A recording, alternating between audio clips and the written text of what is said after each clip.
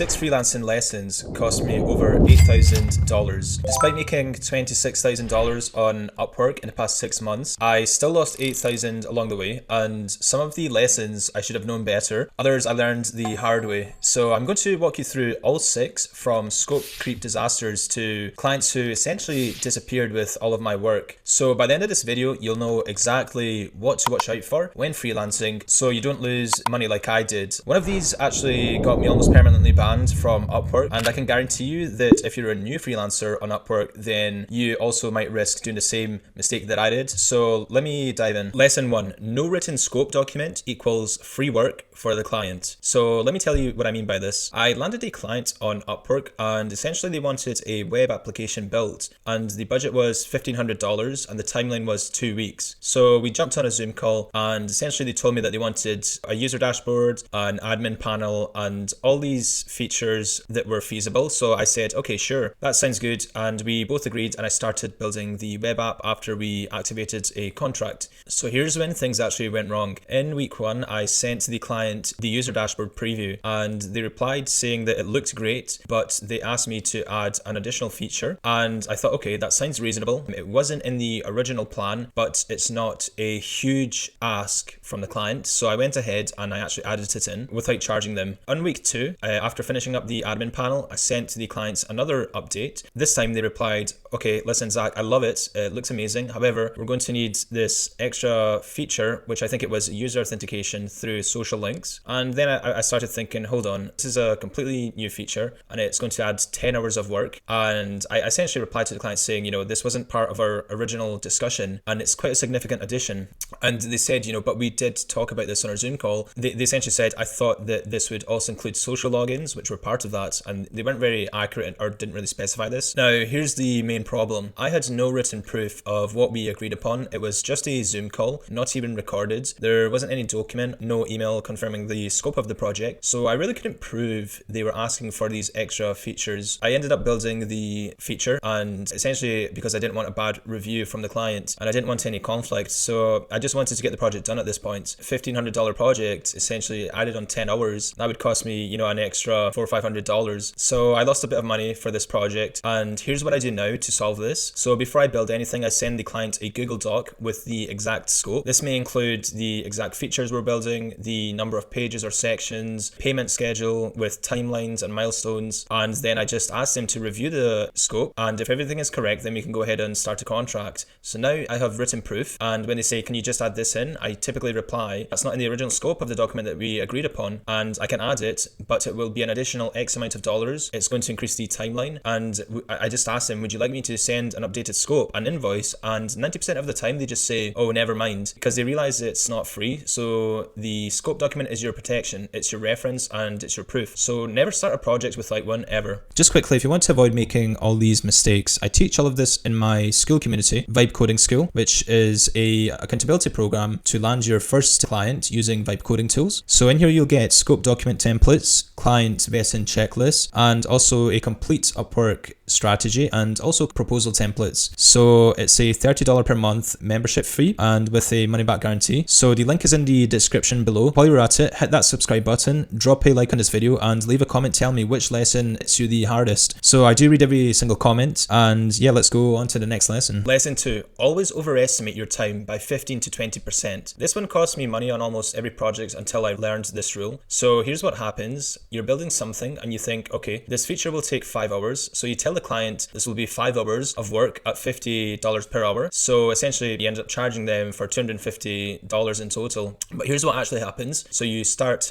completing the project and the feature, let's say, is slightly more complex than you thought, or you run into a bug that, let's say, took you an extra 3 hours to fix. In that 5 hours, it ultimately becomes 10 or 15 hours. And now you're working for, let's say, less the hourly rate because you've set a fixed price. However, it's taken more hours to complete the actual project. And a real example from my work Upwork where I was quoted 30 hours for a project at $50 per hour. So it was $1,500 in total. It took me 40 hours, I think, because of the unexpected complexity with the database and API integrations. And I did eventually honor my original quote because I gave them a fixed price. So I worked an extra 10, 15 hours for free, and that was extra money lost. So here's what I learned from that. Now, always make sure that you add in a 15 to 20% buffer to your time estimate. And if you think something will take, let's say, 10 hours, then quote it 12 to 13 hours. It's essentially this buffer, it will protect you from unexpected bugs or scope creep. And here's the thing, if you finish early, the client is going to be happy. So you've delivered ahead of the schedule. However, if you finish exactly on time, you're still profitable because you built that buffer. So never quote your best case scenario, quote your realistic scenario plus 20%. So this one actually saved me thousands of dollars more. Lesson 3, when a client tells you, I don't have budget now, however, I will have more work in the future, run. Now, let me tell you about 2 times that this burned me. Story 1, it was a small project promise and the client reached out on Upwork and they wanted a landing page, and he said, I have a very small budget for this first landing page, but if you do a good job, then I can give you 2 more projects that are going to be slightly more expensive. So I thought, okay, cool. The initial fee was very low for that first landing page. However, if I get those other 2, then that's great. It will make up for it and it will be totally worth it. And boy, was I wrong.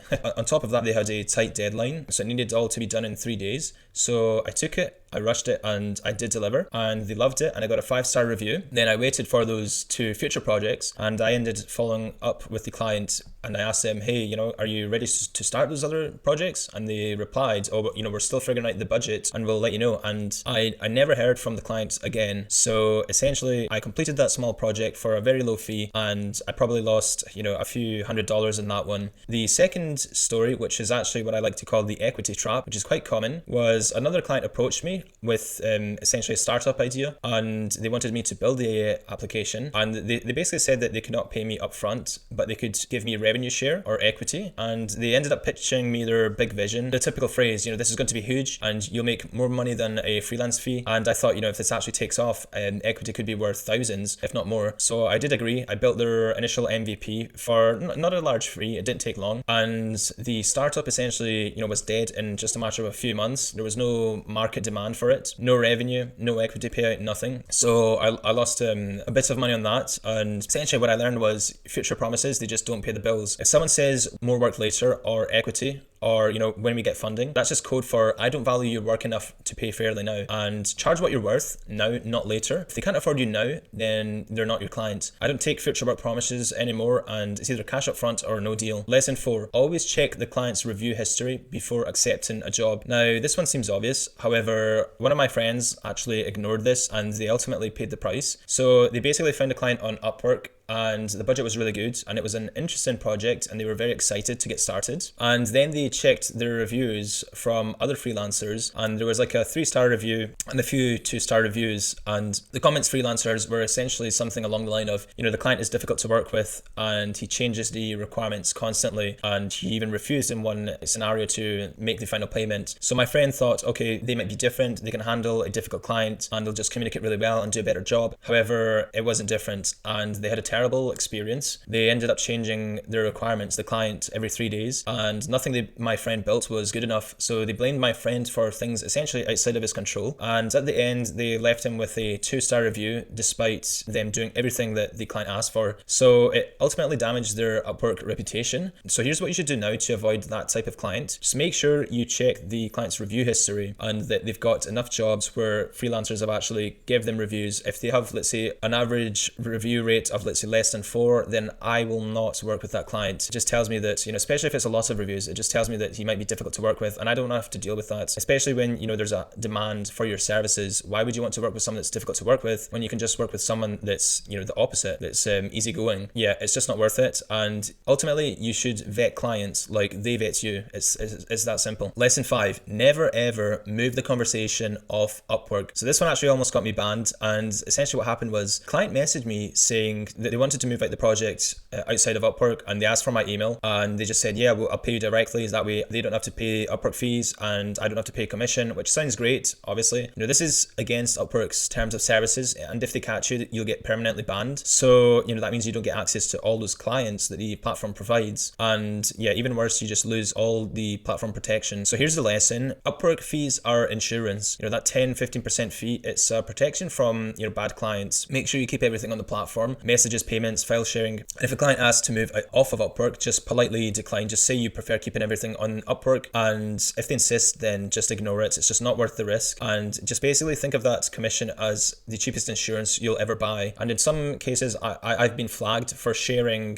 details of a project that were relevant to the project. It wasn't me trying to get them off of the Upwork platform, and there was like a little red flag warning by Upwork. And I basically, as soon as that popped up, I messaged the Upwork support just explaining the situation, and I got cleared. Lesson 6 ties back into lesson 2, but it's just worth repeating. Every single time I underestimated how long something would take, I lost money. So every single time I added a 20% buffer, I either finished it in time or I stayed profitable. So the client eventually was happy, and it's just that simple. And your best guess is always wrong. So add 20%. If you take one thing from this video, just make sure you take that. So yeah, let's just wrap it up. So just a quick recap of all 6 lessons. 1 is to always have a written scope document. 2 is to add the 15 to 20% buffer to protect your time estimates. 3 is don't believe more work later promises. 4 is check the client reviews before accepting jobs. Lesson number 5 is never move off of the Upwork platform. And number 6 is buffer your time estimates, and just make sure you do this. Now, the total cost of ignoring all these lessons for me was $8,000 overall. So thanks for watching this video. Make sure to drop a like and leave a comment with which lesson hit the hardest, and subscribe for more freelancing lessons. I'll see you in the next one.